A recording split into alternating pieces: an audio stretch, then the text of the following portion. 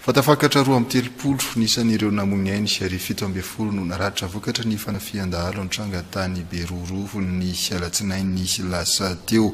Ampiasaina avokoa ny fitaovana ampelatana ny mpitandro ny filaminana anarahandihy anireo dahalo raha nambara ny ministry ny fiarovam-pirenena.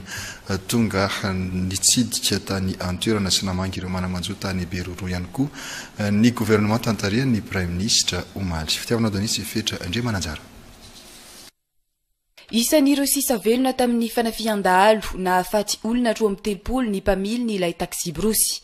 Nambarany ity mpamily ity fa nanontany ireo dahalo raha toka nisy miaramila tao anatin'ny taxi brosy. Tsy nampizo zany barazy fa ambanimbany. La nampizo barazy hijanona tanabo tetika za. La fizo soa. Ty fidindreo amizay lafa nandrokatsy barazy nifitsindreo amizay. Misy vaza misy raha gendarme ao.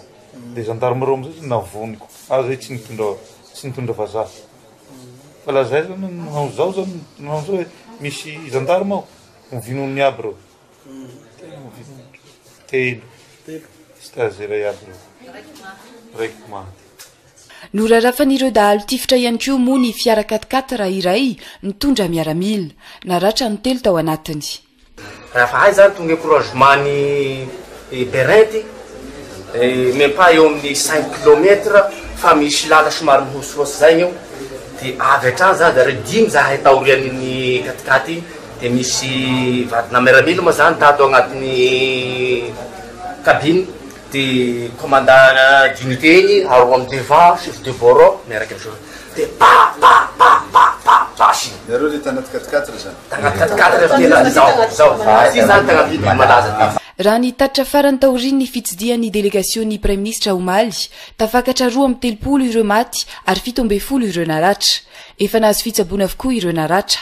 Tsy maintsy atao aza lambo ireo dahalo ireo, hoy ny ministry ny fiarovam-pirenena, ka nampitomboana arak'izany ny miaramila lasany toerana. Efa voafaritra ny toerana rehetra zany misy asan-dahalo ka mety ametrahana 800 zany manomboka zao. Hisy ny Anomelaka, hisy ny aty amin'ny faritry Menabe, hisy ny aty amin'ny faritry ny Automatsiatra.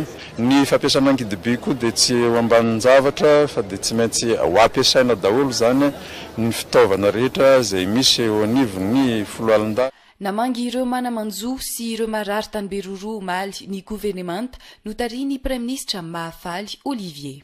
Ararotana ihany koa fotoana ohatran'izao na dia andro manjomona azy ametrahana afatra ho an'ny vahoaka malagasy rehetra indrindra ho an'ireo olon-dratsy fa tsy maintsy andray andraikitra ny fitondram-panjakana hamongotra ireo asan-dahalo ireo fa tsy ekena ny zavatra ohatran'izao ary tsy maintsy andray andraikitra hatramin'ny farany ny fitondram-panjakana ary miaraka amin'ireo vahoaka fa tsy ho avela ho rery ny vahoaka fa anjara ny fanjakana ny miaro ny olona sy ny fananany indrindra amin'ny zavatra ohatran'izao tsy maintsy andraisana andraikitra.